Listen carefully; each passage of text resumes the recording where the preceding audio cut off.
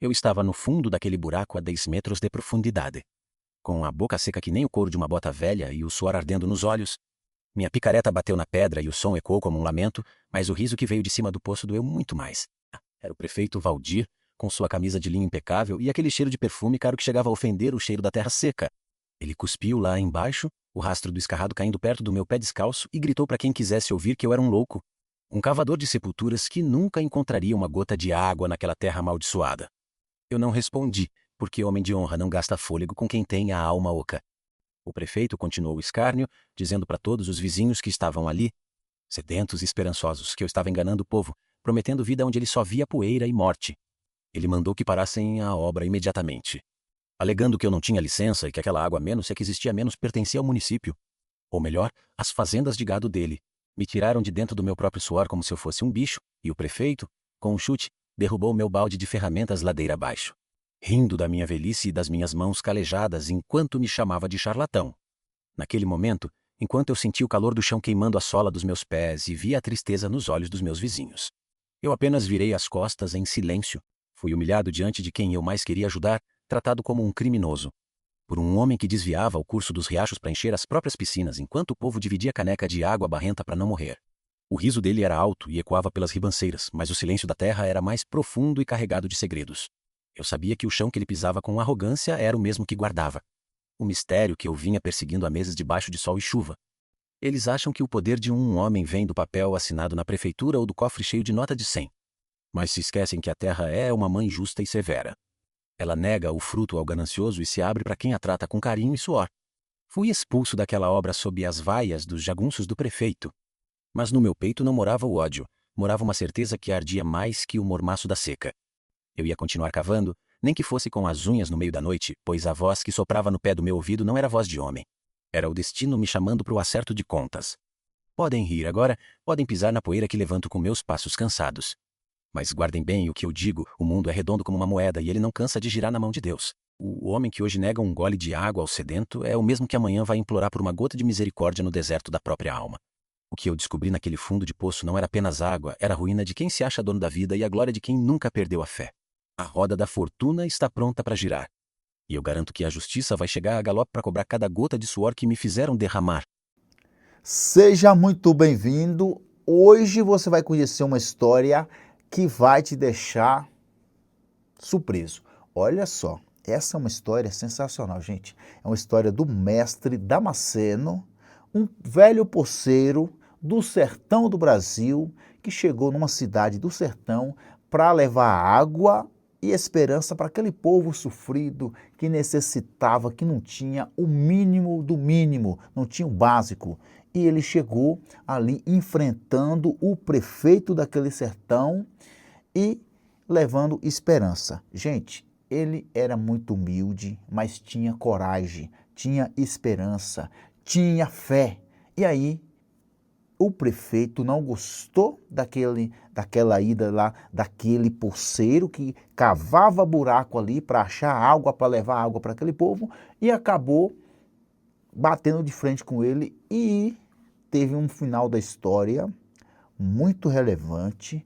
O poceiro deu a volta por cima, o prefeito Valdir teve que pagar as consequências e o final, gente, dessa história foi muita coisa rolou, muita coisa aconteceu.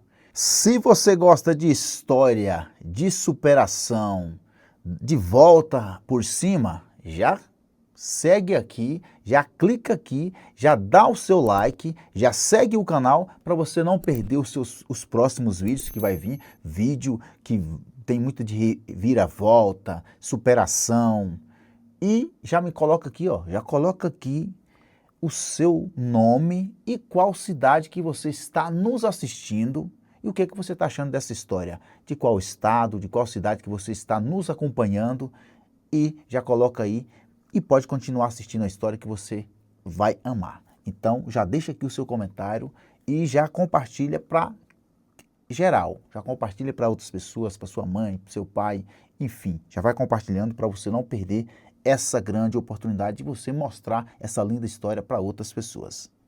Caminhar de volta para casa depois de ser enxotado como um cão sarnento foi a jornada mais longa da minha vida, embora o trecho fosse curto. Meus pés, acostumados com a quentura do chão, pareciam carregar o peso de uma montanha inteira a cada passo que eu dava na poeira vermelha. O sol, aquele carrasco que não dorme, ia se deitando atrás do morro, pintando o céu com o sangue de um dia que eu queria esquecer, mas que estava tatuado na minha alma. Eu sentia os olhares dos vizinhos por trás das janelas de pau a pique. Olhares que misturavam pena e medo, pois ninguém queria ser visto dando bom dia para o homem que o prefeito Valdir marcou como inimigo. O silêncio que se instalou no vilarejo era tão pesado que eu podia ouvir o bater das asas de um carcará lá no alto, esperando o momento certo para descer sobre a carniça da minha dignidade. A minha humilde casa de taipa, encostada num pé de juazeiro que resistia à seca como eu, parecia menor e mais triste naquela tarde de abandono. Ao entrar, o cheiro de terra seca e de café frio me recebeu como os únicos amigos que me restaram depois que a vergonha me cobriu por inteiro diante do povo. Coloquei minha saca de ferramentas no canto da sala e o barulho do ferro da picareta, batendo no chão de terra batida, ecoou como um trovão num céu sem nuvens. Eu olhei para as minhas mãos, cheias de calos que pareciam cascas de árvore, e me perguntei se todo o suor que derramei naquelas terras não tinha valido mais do que o escárnio de um homem de gravata. Mas o silêncio da casa não me trazia respostas. Apenas o eco da risada do prefeito Valdir que ainda latejava nas minhas têmporas como uma ferida aberta. Eu sabia que a perseguição estava apenas começando, pois homem como Valdir não se contenta em derrubar, ele quer ver o outro enterrado na lama da própria miséria. Ele mandou avisar no rádio da cidade que qualquer um que me ajudasse com comida ou trabalho seria considerado cúmplice de uma fraude contra o patrimônio público. Era a tática do cerco, aquela que os antigos usavam para fazer o bicho sair da toca pela fome, transformando o homem honrado em um pária dentro da sua própria terra. Eu me sentei no banco de madeira, sentindo a espinha doer pelo esforço do dia, e olhei para a parede onde pendia o terço de madeira que foi da minha mãe.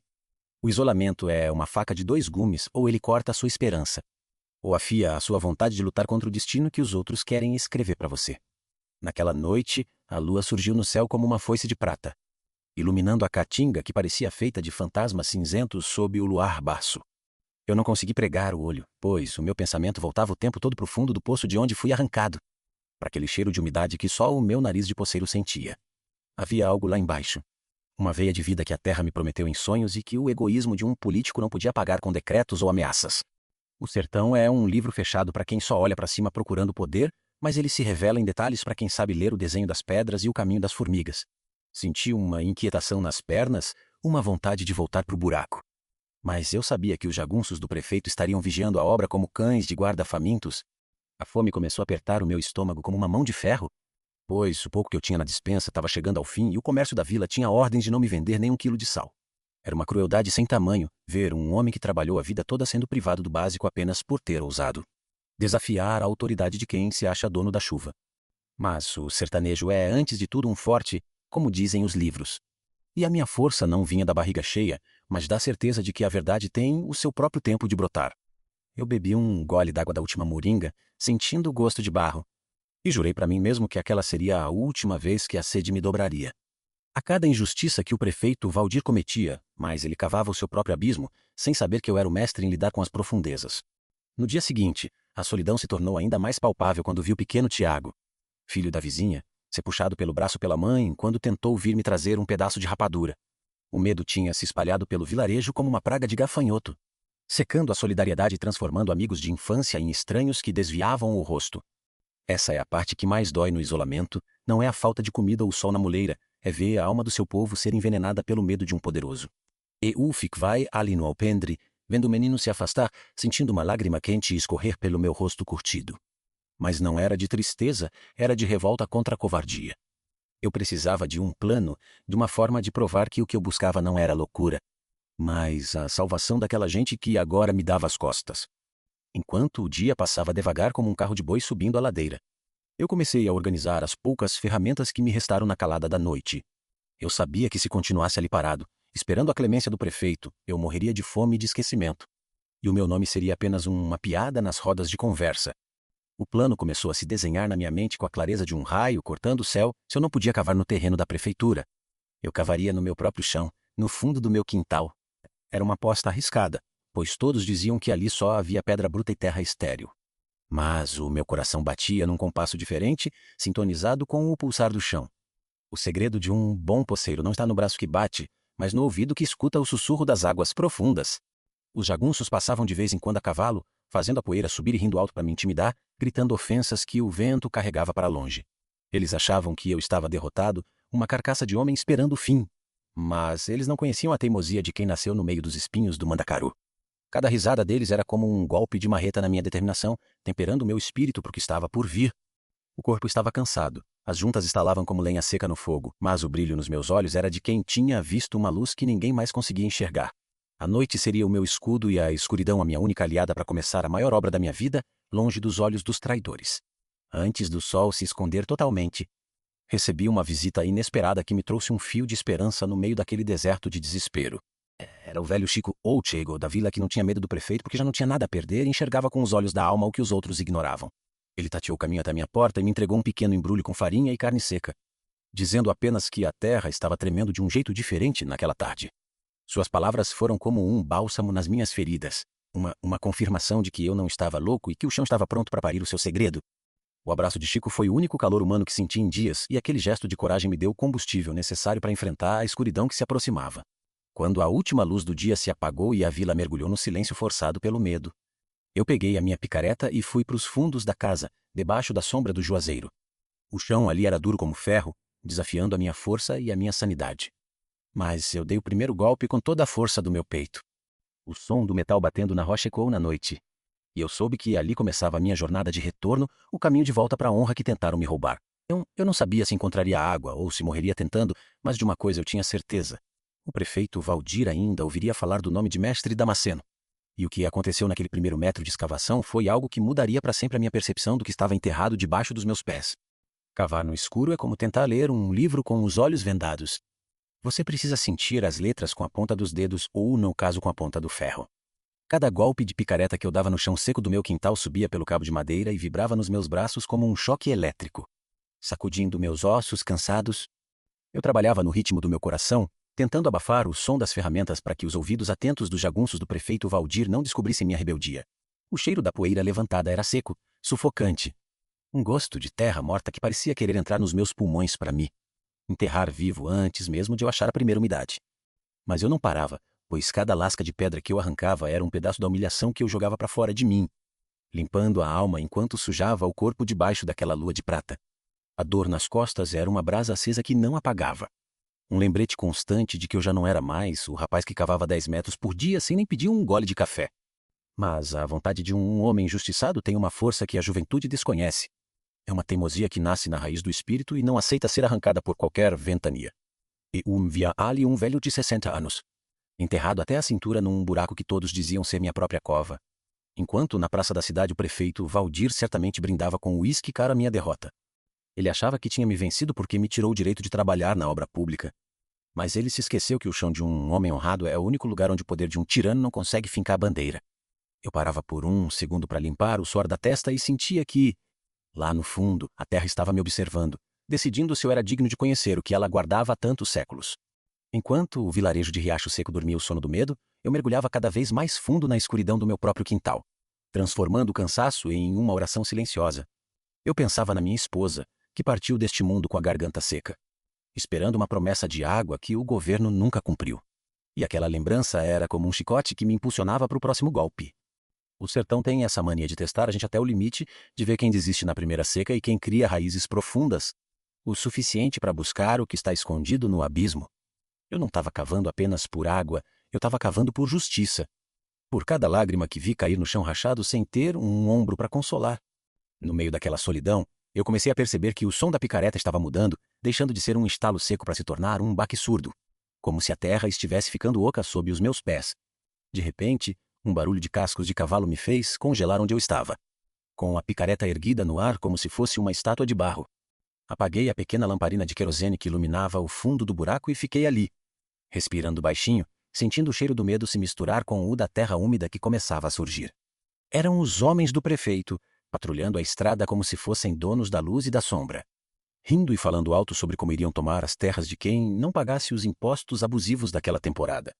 O coração batia tão forte que eu achei que eles poderiam ouvir o tambor de guerra que rugia no meu peito. Mas a escuridão do juazeiro me protegeu como o manto de uma mãe. Eles passaram sem notar o velho pulseiro que, a poucos metros dali, estava desafiando o império deles com nada além de coragem e um ferro velho. E aquele momento de silêncio me trouxe um pressentimento que me arrepiou até a nuca. Quando o silêncio da noite voltou a ser dono de tudo, retomei a lida com uma urgência que eu não sabia de onde vinha.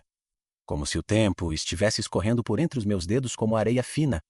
A cada camada de terra que eu vencia, a temperatura lá embaixo ficava mais amena. Um sinal claro de que a vida estava escondida ali, esperando o momento certo para brotar. Mas não era a umidade da água que estava me chamando a atenção. Era uma cor diferente que começou a brilhar timidamente na parede do poço quando acendi a lamparina de novo. Entre a argila vermelha e a pedra de granito. Surgiu um veio de algo que reluzia com um brilho pálido, algo que não pertencia àquele chão de pobreza e esquecimento.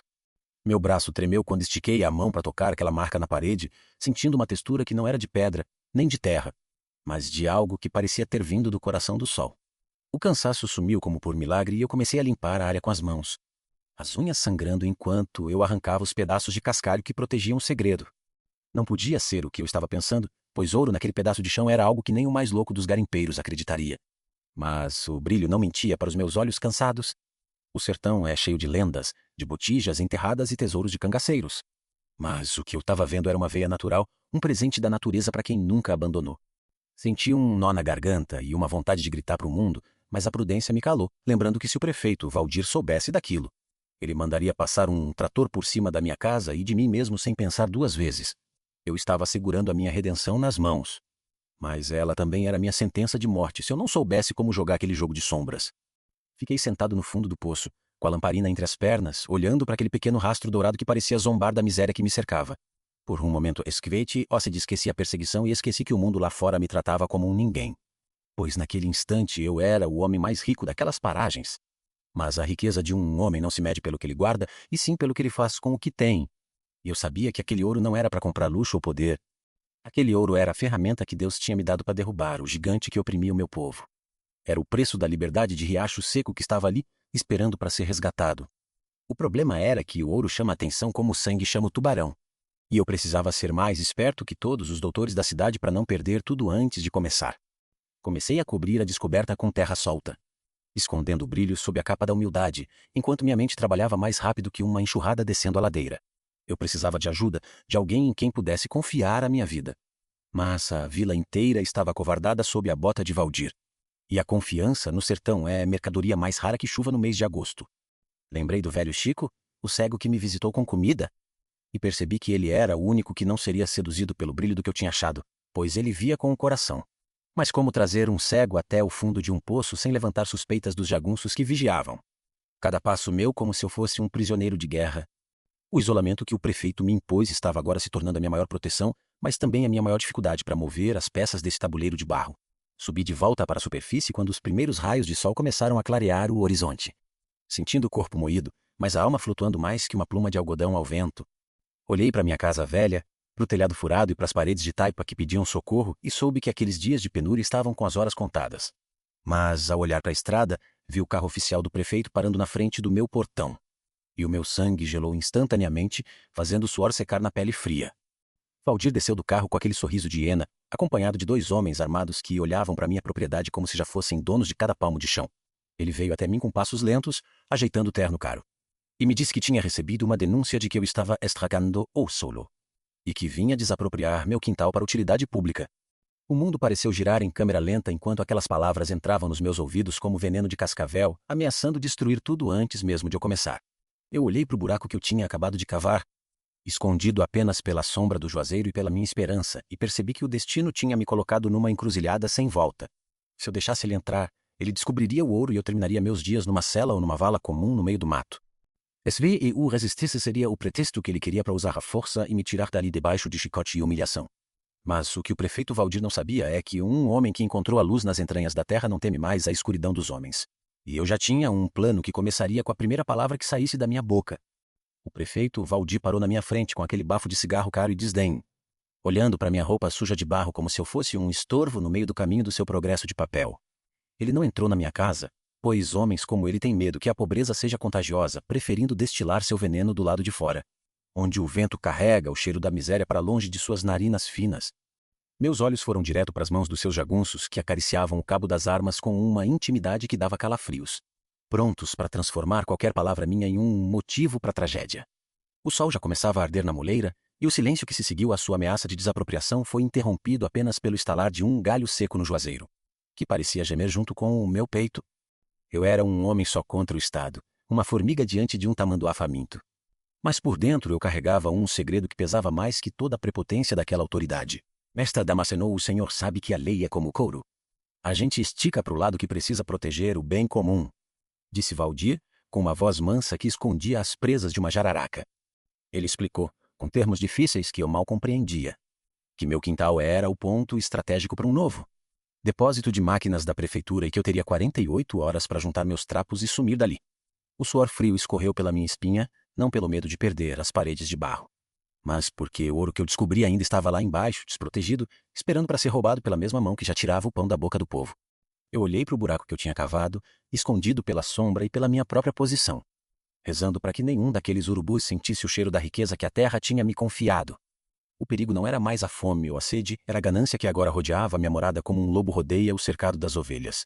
Naquele momento, me veio à lembrança o meu pai, que dizia que quando o gavião está sobrevoando, a coruja se faz de morta para poder atacar na hora da escuridão. Respirei fundo, engoli a seco o orgulho que queria gritar e fiz a minha melhor cara de homem derrotado, baixando os ombros como se a idade tivesse finalmente vencido a minha espinha. O senhor é quem manda, doutor, o que é um pobre poceiro diante da força da prefeitura? Respondi com uma voz trêmula, fingindo uma aceitação que fez o prefeito rir com vontade, batendo no ombro de um dos jagunços como se tivesse acabado de contar a melhor das piadas. Ver a satisfação no rosto dele me doeu mais que um tapa, mas era o preço que eu precisava pagar para ganhar tempo e proteger o que era de direito daquele chão. O segredo de uma vitória nem sempre está no grito de guerra, mas na paciência de quem sabe esperar o inimigo tropeçar no próprio ego.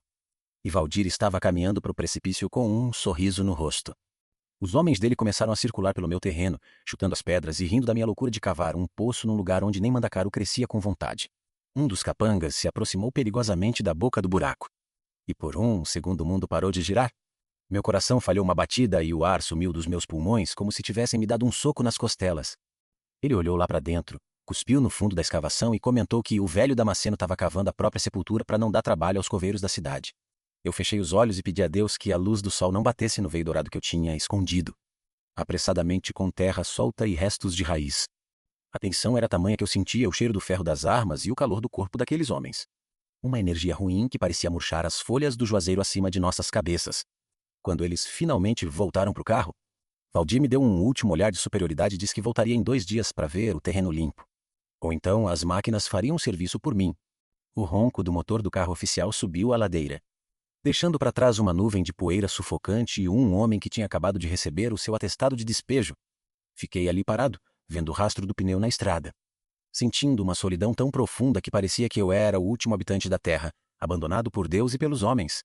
Mas então, olhei para as minhas mãos sujas e senti a pulsação do chão sob os meus pés, um chamado que vinha de baixo, das entranhas daquele sertão que nunca trai quem o ama de verdade. Eu tinha 48 horas para fazer o impossível. E cada segundo que passava era uma gota de vida que escorria sem volta pelo ralo da injustiça. A notícia da minha desapropriação correu pela vila mais rápido que fogo em pasto seco. E logo eu vi as sombras dos vizinhos se afastando ainda mais, como se eu estivesse carregando uma maldição. Ninguém veio me oferecer um ombro ou uma palavra de conforto. O medo que o prefeito semeou tinha colhido uma safra de covardia que calava até os mais valentes da região. Doeu ver o povo que eu sempre ajudei, gente para quem eu já cavei poços de graça no passado, fechando as portas e as janelas quando eu passava para buscar o pouco de lenha que restava. Essa é a humilhação mais amarga, a que vem dos nossos iguais, de quem sabe da nossa lida. Mas prefere se calar para não perder a migalha que cai da mesa do poderoso. Eu me sentia um estranho na minha própria terra, um fantasma caminhando entre os vivos, mas a revolta que crescia no meu peito me dava a sustância que a comida me negava. No meio daquela tarde cinzenta de abandono, a figura do velho Chico surgiu novamente na curva da estrada, tateando o caminho com sua bengala de madeira de lei. Ele não precisava ver o meu rosto para saber que a tempestade tinha chegado, pois o cheiro da injustiça ele sentia de longe, impregnado no ar pesado daquela vila acovardada. Damasceno, meu irmão, o gado está inquieto e os pássaros fugiram para o sul.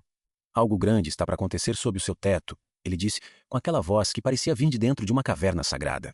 Eu puxei para dentro da casa, com medo de que algum espião de Valdir estivesse de tocaia, e pela primeira vez abri o meu coração e contei sobre o brilho dourado que encontrei no fundo do poço.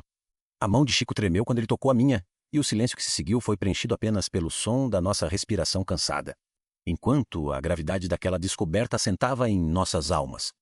Chico, mesmo sem a luz dos olhos, me deu a clareza que eu precisava.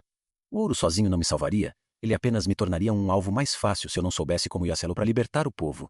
Ele sugeriu que eu não tentasse vender o ouro na cidade, onde os olhos de Valdir estavam em cada esquina, mas que procurasse o padre da paróquia vizinha, um homem que não devia favores à política e que tinha o respeito das autoridades do Estado. Mas como chegar até lá se eu estava cercado, com o tempo correndo contra mim e com a ameaça de ter minha casa derrubada em menos de 2 dias? O plano era perigoso, exigia uma logística que um velho poceiro sozinho não conseguiria dar conta, mas era a única chance de transformar aquele minério em justiça poética. O relógio da igreja, lá longe, bateu as horas e cada badalada soava como um prego sendo batido no caixão da minha antiga vida.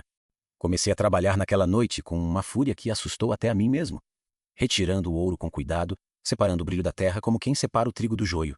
Eu precisava colher o máximo que pudesse antes que o sol nascesse, pois o dia seguinte seria de vigília e de preparação para o golpe final contra a tirania do prefeito. Minhas unhas estavam em carne viva, o cansaço era uma névoa que tentava me cegar. Mas a imagem de Valdir rindo da minha pobreza era o combustível que mantinha o meu motor funcionando. Eu era um mineiro solitário numa corrida contra o tempo, sentindo que a terra estava me entregando sua herança com pressa, como se soubesse que aquele era o último encontro entre nós. A cada pepita que eu guardava num saco de lona, velho, eu sentia que estava recuperando um pedaço da honra que tentaram me arrancar no grito e na humilhação. Quando a aurora começou a pintar o céu de um rosa pálido, eu já tinha extraído uma quantidade que eu nunca imaginei que existisse naquele sertão tão castigado. Escondi o saco de lona sob as cinzas frias do fogão a lenha, o único lugar que eu achava que aqueles homens arrogantes não sujariam suas mãos para revistar. Mas o que eu não esperava é que o destino tivesse guardado uma peça de última hora para testar minha fé e a minha coragem antes da batalha final. Ao olhar pela fresta da porta, vi que não eram apenas os jagunços que vigiavam a estrada, mas que o prefeito tinha mandado instalar uma tenda bem em frente ao meu portão. Eles não iam esperar 48 horas. A ganância de Valdir era maior do que a sua própria palavra. E a escavadeira já estava apontando o seu braço de ferro para as paredes da minha morada. O ronco da escavadeira de madrugada soou como o rugido de um bicho faminto que veio para devorar os restos da minha esperança. O chão da casa de taipa vibrava, fazendo cair pedaços de reboco seco sobre o meu ombro, como se a própria morada estivesse tremendo de pavor diante do monstro de ferro que o prefeito Valdir trouxe para o meu quintal. Eu me levantei com o corpo travado, sentindo cada junta gritar de dor, e fui até a janela ver o braço mecânico se erguer contra o céu que ainda nem tinha clareado direito. O óleo diesel queimado empestava o ar puro da manhã, misturando o cheiro do progresso forçado com o perfume das flores de mandacaru que insistiam em abrir na beira da cerca. Era o início da minha destruição anunciada. Um ataque covarde que não esperou nem o prazo que o próprio carrasco tinha me dado diante do povo. Saí para o alpendre com o peito aberto, sem arma e sem ódio, apenas com a autoridade de quem nasceu e se criou naquele pedaço de chão que agora queriam retalhar. O operador da máquina, um rapaz novo que desviava o olhar por vergonha. Parou o motor quando me viu ali, parado como um mourão de aroeira que não se curva para qualquer ventania. O silêncio que se seguiu foi cortado pela voz estridente do prefeito, que saía da tenda de luxo que ele montou na estrada, com uma caneca de café na mão e um sorriso de quem se sente o dono do destino alheio. Ele gritou que eu estava obstruindo o progresso e que, se eu não saísse por bem, a máquina passaria por cima de mim, da casa e da minha loucura de poceiro, pois a lei do Estado era a lei do mais forte. Senti uma humilhação profunda me subir pela garganta, mas engoli o choro para não dar ao inimigo o gosto de ver a minha fraqueza. Da autoavaldia, o senhor tem o ferro e o papel, mas eu tenho a raiz e a verdade. Gritei de volta, e minha voz ecoou pelo vale como se o próprio sertão estivesse respondendo por mim. Ele apenas riu, aquele riso de hiena que se alimenta da desgraça dos pequenos, e deu a ordem para o operador avançar mais 1 metro, fazendo a pá de metal raspar no chão, levantando uma nuvem de poeira vermelha que me cobriu por inteiro e o noma mexi. A poeira entrou nos meus olhos e nos meus pulmões, me fazendo tossir e arder. Mas meus pés pareciam ter criado raízes que iam até o centro da terra, onde o ouro ainda descansava no seu ninho de pedra. O isolamento agora era total. Eu estava cercado por jagunços, máquinas e pela ganância, enquanto o resto da vila assistia de longe, calada pelo medo que corrói a alma do homem pobre. Naquele momento de tensão máxima, quando o braço da escavadeira se armou para dar o primeiro golpe na parede da minha sala, algo inesperado aconteceu. como um sinal de que o céu não dorme. O motor da máquina começou a falhar, tossindo uma fumaça preta e espessa. Até que deu um estalo seco e morreu de vez, deixando o operador desesperado tentando dar partida sem sucesso. O prefeito Valdir, furioso, chutou o pneu da máquina e começou a xingar o rapaz, enquanto eu apenas observava em silêncio, sentindo que a terra mesma tinha dado um jeito de travar o bicho de ferro que vinha feri-la. Foi um alívio passageiro, um fôlego que o destino me deu para que eu pudesse agir antes que trouxessem outro trator ou que a paciência do tirano se esgotasse por completo. Eu sabia que aquela era a minha janela para tirar o ouro da casa e levar até o padre na vila vizinha. Mas o cerco humano ainda estava firme. Voltei para dentro da casa enquanto eles brigavam lá fora e fui direto para o fogão a lenha, onde as cinzas protegiam o saco de lona com um tesouro que mudaria tudo. Toquei no ouro e senti um calor estranho, como se ele tivesse vivo e vibrando com a mesma indignação que eu sentia no peito. Lembrei das mãos da minha mãe mexendo naquele mesmo fogão, fazendo o pouco de feijão que tínhamos para dividir, e uma lágrima solitária lavou o rastro de poeira no meu rosto. Eu não estava lutando por dinheiro, eu estava lutando para que aquele fogão continuasse aceso para os que viriam depois de mim. Para que nenhum outro pai de família tivesse que baixar a cabeça para um coronel moderno. A superação de um homem não vem da força dos seus braços, mas da memória de quem ele é e de quem ele representa naquela terra de esquecidos. A agonia de estar preso dentro da própria casa, ouvindo os passos dos jagunços no quintal e as ameaças de Valdir, era como estar num caixão sendo enterrado em vida. Eu precisava de uma saída, de um caminho que os olhos do gavião não alcançassem. E foi então que olhei para o fundo do poço que eu tinha começado a cavar nos fundos. Se a superfície estava vigiada, o caminho de baixo pertencia a mim. O mestre das profundezas, o homem que conhecia os segredos do subsolo melhor do que qualquer um ali em cima. O plano era arriscado, quase uma loucura. Eu usaria o túnel que comecei para passar por baixo da cerca e sair nos fundos da mata de caatinga, longe da estrada principal. Era uma jornada de tatu, suja e perigosa. Mas era a única forma de levar a prova da riqueza sem ser interceptado e morto por um tiro acidental nas mãos dos capangas. Peguei uma saca de estopa, coloquei o ouro dentro e amarrei firme no meu corpo, sentindo o peso da responsabilidade me curvar os ombros, mas me dar um propósito que eu nunca tive antes. Comecei a descer pelo poço com a agilidade que a adrenalina me dava, ignorando as pontadas de dor e o cansaço que tentava me derrubar a cada centímetro. O ar lá embaixo era rarefeito, carregado de umidade e do cheiro de minério. Mas para mim era o perfume da liberdade que estava começando a florescer no meio do caos. Eu não era mais o velho humilhado e expulso. Eu era o poceiro em missão, o homem que ia transformar a sede do povo na fonte da justiça. Cada centímetro que eu avançava cavando com as mãos na lateral do poço para criar o túnel de fuga era uma vitória contra a arrogância de Valdir. Lá em cima, eu ouvia os gritos do prefeito mandando que os homens entrassem na casa e me tirassem de lá à força, já que a máquina tinha falhado. O tempo estava se esgotando, eu podia ouvir o barulho das botas pisando no assoalho de madeira da minha sala, revirando as minhas poucas coisas em busca de algo que nem eles sabiam o que era. Eles chegaram até o fogão a lenha, chutaram as panelas e espalharam as cinzas, mas o tesouro já não estava mais lá, ele estava comigo. Enterrado vivo num túnel que eu cavava com a alma. Sentia a vibração do solo quando eles perceberam que a casa estava vazia. E a confusão que se instalou lá em cima foi a música que embalou meu esforço naquela escuridão sufocante.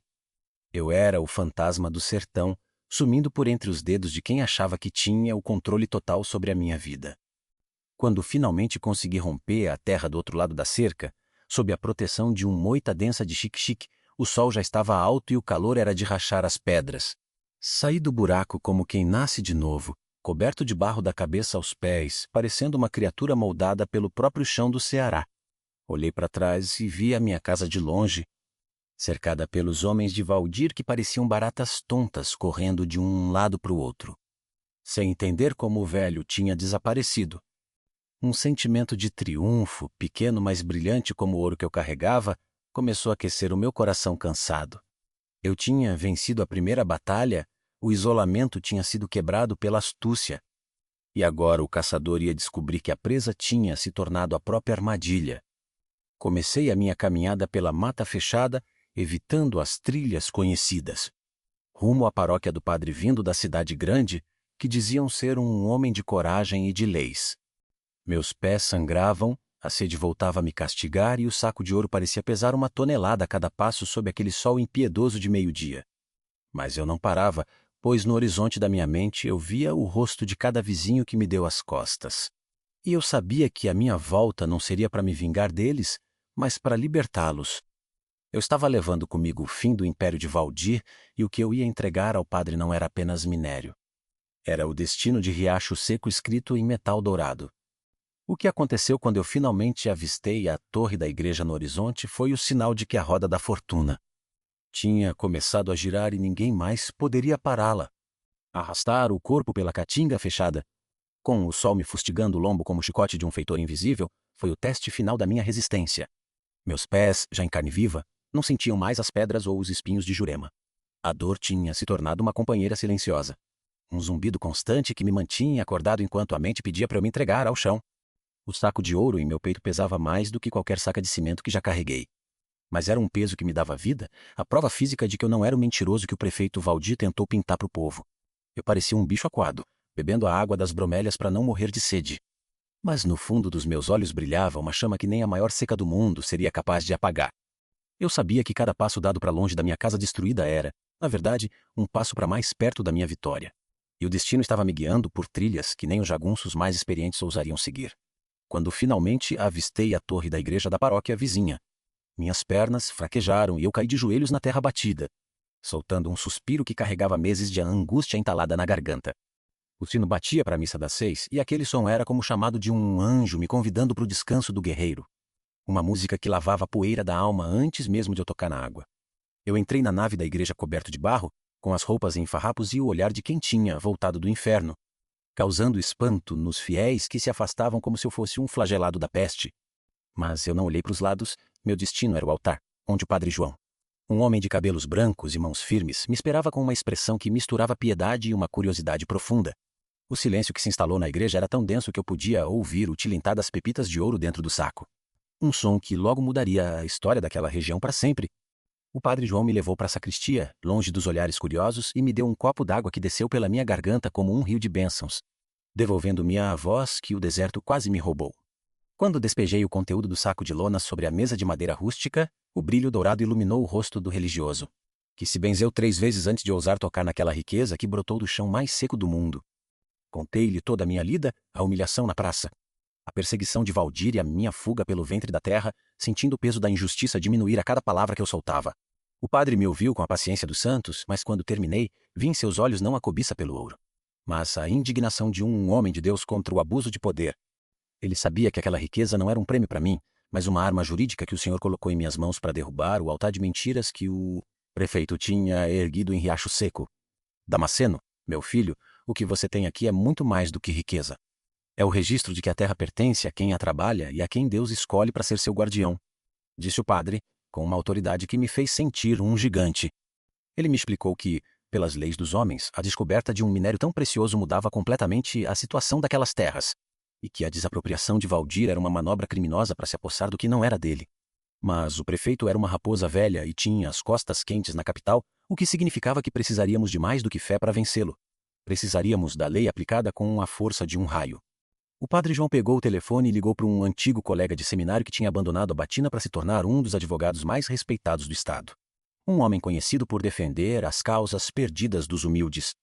Naquela noite, enquanto eu dormia em uma cama limpa pela primeira vez em semanas, senti que o vento estava mudando de direção e que o cheiro da chuva de justiça já estava no ar. Os dias que passei escondido na paróquia foram de uma superação que eu nunca imaginei ser possível para um homem da minha idade e condição. Fui alimentado, tive minhas feridas cuidadas, sob a orientação do Dr. Arnaldo, o advogado. Comecei a entender como o jogo de poder funcionava nas sombras dos gabinetes. Aprendi que a minha dignidade não estava nas ferramentas que eu carregava, mas na coragem de sustentar a verdade diante de quem queria me calar com o medo e a miséria. Eu via minha imagem no espelho e não reconhecia mais aquele velho curvado e sujo. Agora, havia uma firmeza no meu queixo e um brilho de inteligência no olhar que o sofrimento tinha refinado como se refina o metal no fogo. A preparação para o retorno era meticulosa, pois não voltaríamos como pedintes, mas como donos da razão.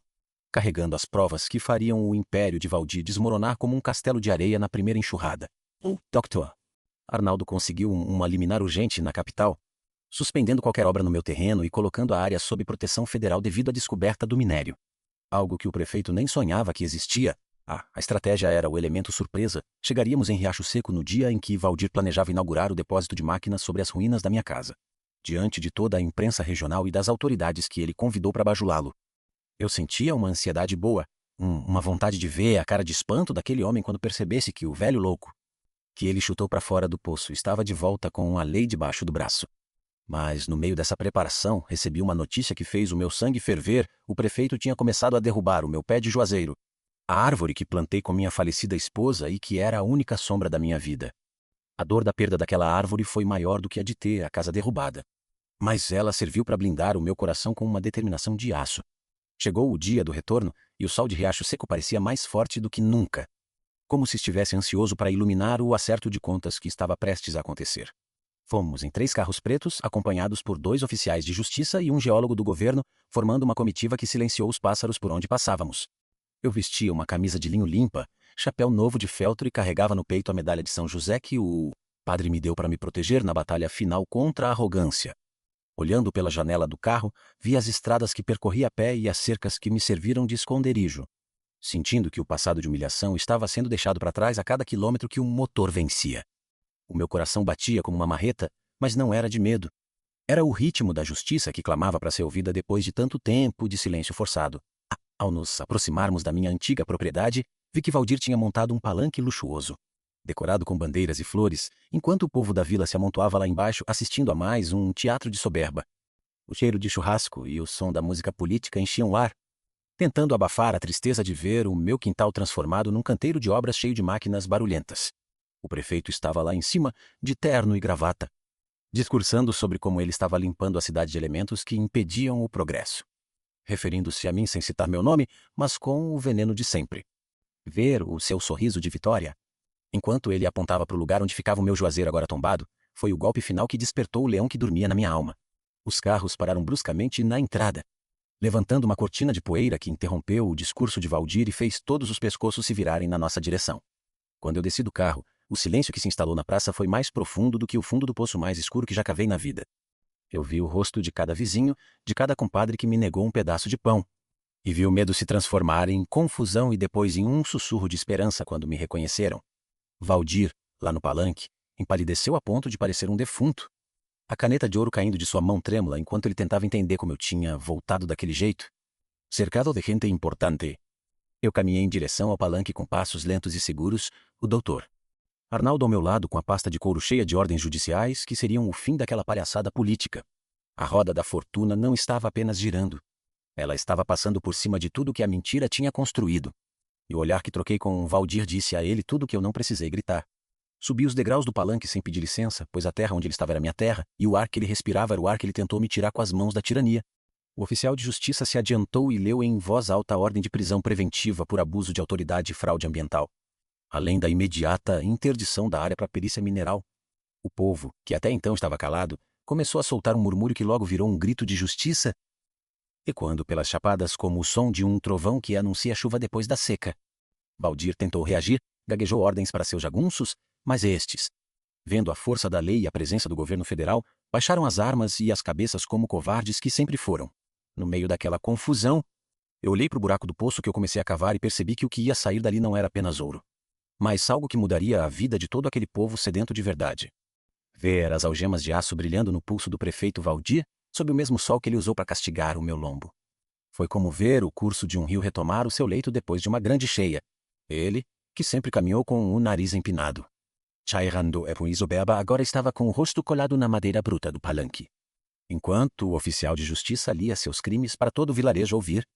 O silêncio do povo não era mais de medo, era aquele silêncio de quem assiste a um raio cair na árvore mais alta da floresta. Um espanto misturado com o alívio de saber que ninguém é maior que a lei da terra. Zóis e Agun, oés que antes pareciam lobos famintos, agora se dispersavam como gado desgarrado no meio da mata, deixando o patrão sozinho no palanque que ele mesmo construiu para sua glória e que se tornou o seu cadafalso. Valdir ainda tentou gritar, a voz saindo engasgada como o motor daquela escavadeira que morreu no meu quintal. ameaçando todo mundo e dizendo que aquilo era uma perseguição política de gente invejosa. Mas as palavras dele não tinham mais peso, eram como palha seca carregada pelo vento do sertão, sem raiz e sem destino. Caindo no chão sem que ninguém se desse ao trabalho de juntar, o Dr. Arnaldo, com a calma de quem segura a rédea de um cavalo bravo, apresentou os documentos que provavam o desvio de verbas e a tentativa de roubo mineral sob o disfarce de utilidade pública. A humilhação que eu senti na praça, meses atrás, mudou de dono naquele instante. E eu vi o suor do medo manchar a camisa de seda do homem que um dia cuspiu no fundo do meu poço. Enquanto os policiais levavam o Efito para o carro oficial, que agora servia para tratá-lo como criminoso que sempre foi, eu caminhei até a borda do palanque e olhei para a multidão lá embaixo. Vi rostos que me negaram um copo d'água. Vi mãos que fecharam janelas na minha cara e vi olhos que brilhavam com a vergonha de quem percebeu que traiu um homem honrado. Mas no meu peito não havia o gosto amargo do rancor, pois a lida no sertão ensina que a gente não deve guardar pedra no coração. Senão o corpo não aguenta subir a ladeira da vida. Eu apenas levantei o meu chapéu de feltro em sinal de respeito, não a eles, mas à justiça que finalmente tinha encontrado o caminho de Riacho Seco depois de tantas décadas de escuridão. O geólogo do governo, um homem de óculos que olhava para a terra com o mesmo carinho que eu, desceu até o fundo do meu poço carregando equipamentos que brilhavam sob a luz do dia.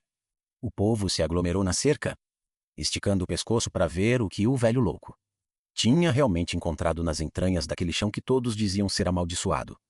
O suspense era tanto que nem as cigarras se atreviam a cantar nas quixabeiras ao redor. Todos esperando o veredito da ciência sobre o que a minha fé já tinha me mostrado no escuro. Quando o geólogo voltou à superfície, ele não trazia apenas uma pepita, mas uma amostra de solo que estava encharcada. Uma lama negra e rica que exalava o cheiro de vida que o sertanejo persegue desde o nascimento. Mestre Damasceno não encontrou apenas uma veia de ouro. Gritou o geólogo para que todos ouvissem. Ele encontrou o acesso a um aquífero subterrâneo que corre por cima de um depósito mineral raríssimo. Naquele momento, o grito que saiu da garganta do povo foi mais forte que o ronco de qualquer máquina. Um som de libertação que ecoou pelas serras e chapadas como um hino de vitória. O ouro era a fortuna que pagaria as dívidas e traria o progresso. Mas a água era a bênção que daria dignidade para cada família que antes dependia das migalhas de um político corrupto. Eu me senti como um profeta que, depois de tanto caminhar no deserto, finalmente via a terra prometida brotar debaixo dos próprios pés calejados. A justiça poética não parou por aí. O juiz determinou que todos os bens de Valdir, construídos com o suor desviado do povo, fossem bloqueados para pagar a recuperação da área e a construção de um sistema de irrigação comunitário. As máquinas que ele trouxe para derrubar minha casa foram agora confiscadas para cavar os canais, que levariam a água do aquífero para as roças de cada meiro da região. Era o feitiço virando contra o feiticeiro.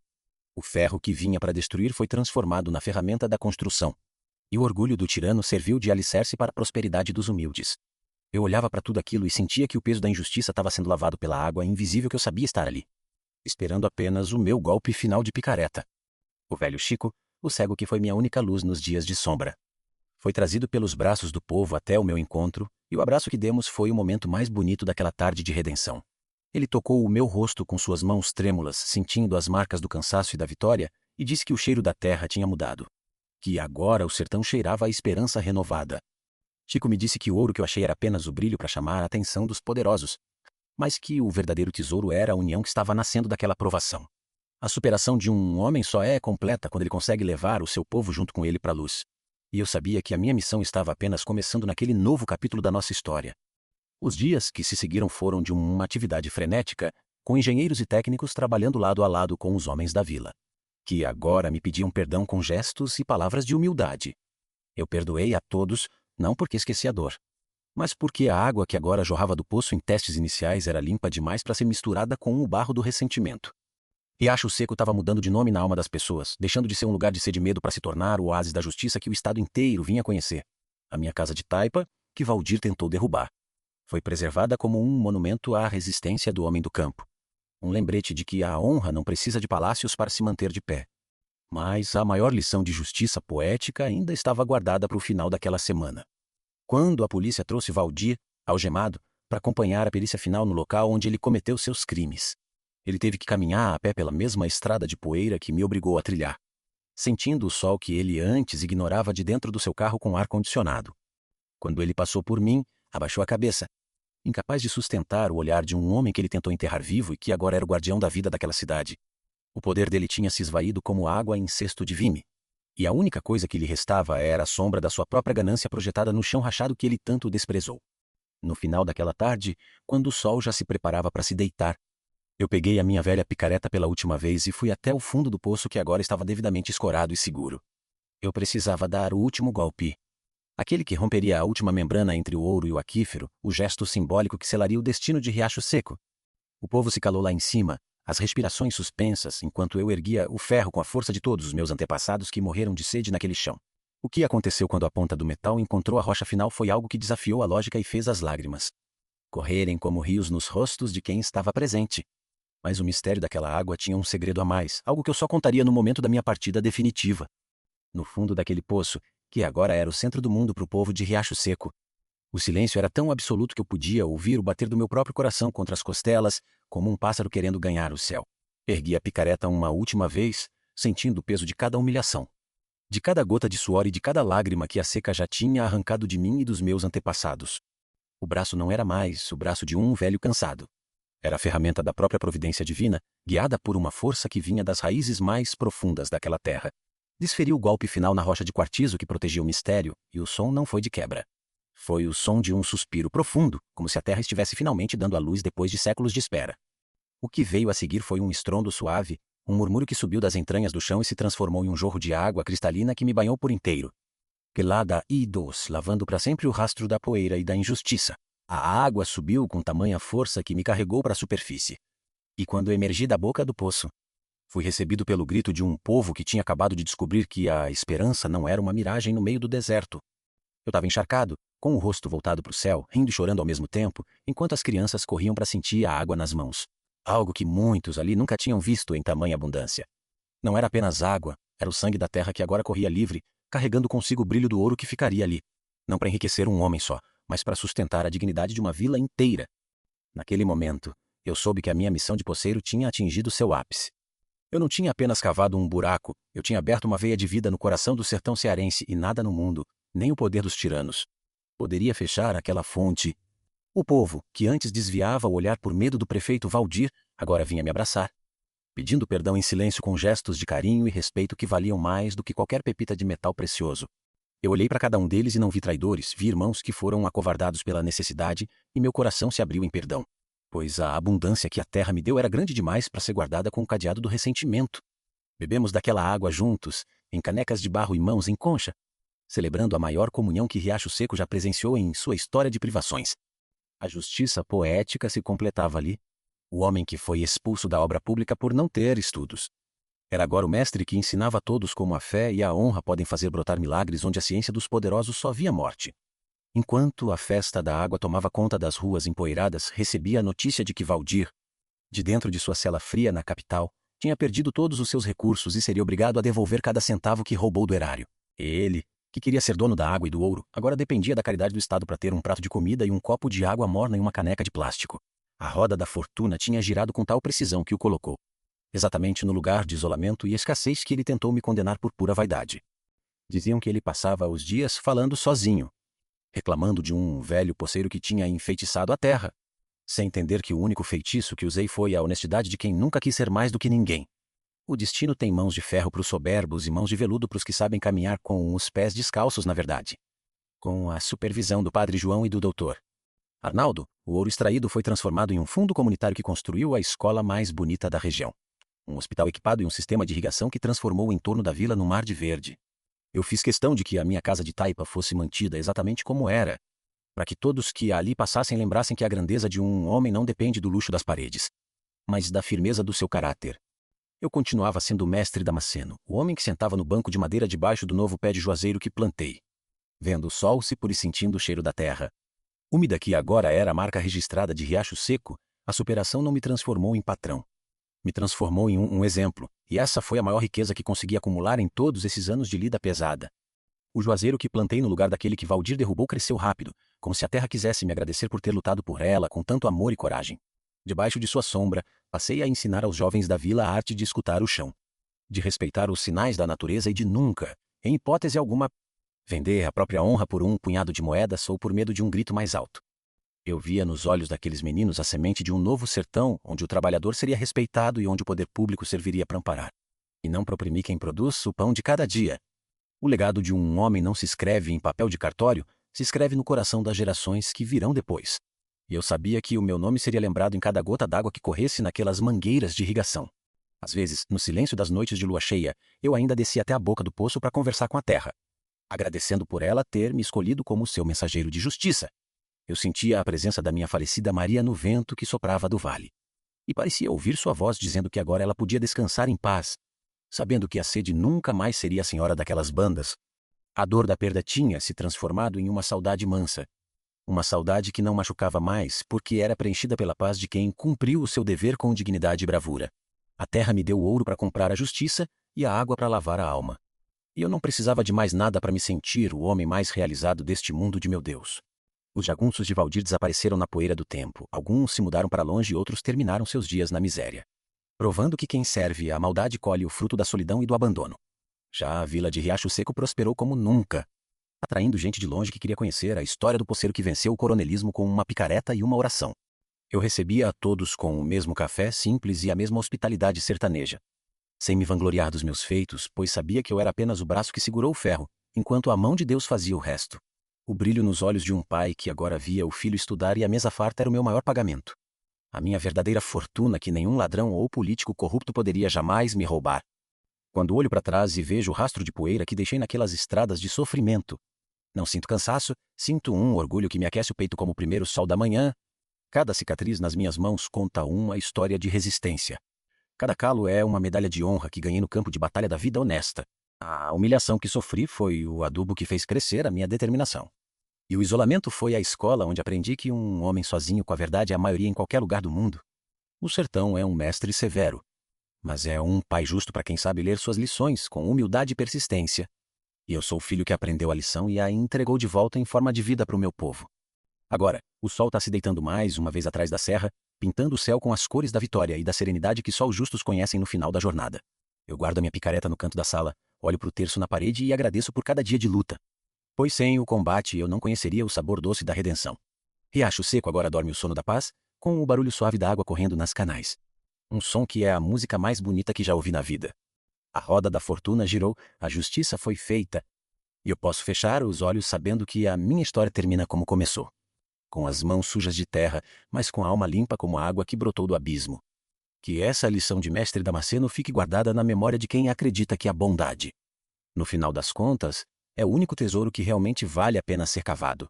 Gente, essa história do mestre Damasceno mostra pra gente que a gente nunca podemos baixar a cabeça, nunca podemos desistir, porque o final, as coisas vão ser ali a verdade, o lado da justiça vai ser quem é verdadeiro. Então ele mostrou que nós não podemos baixar a cabeça, não podemos desistir das dificuldades.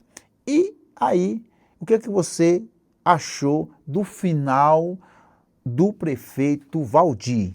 Você achou que foi justo o que aconteceu com ele, que ele pagou pelo que ele fez ali com o mestre Damasceno?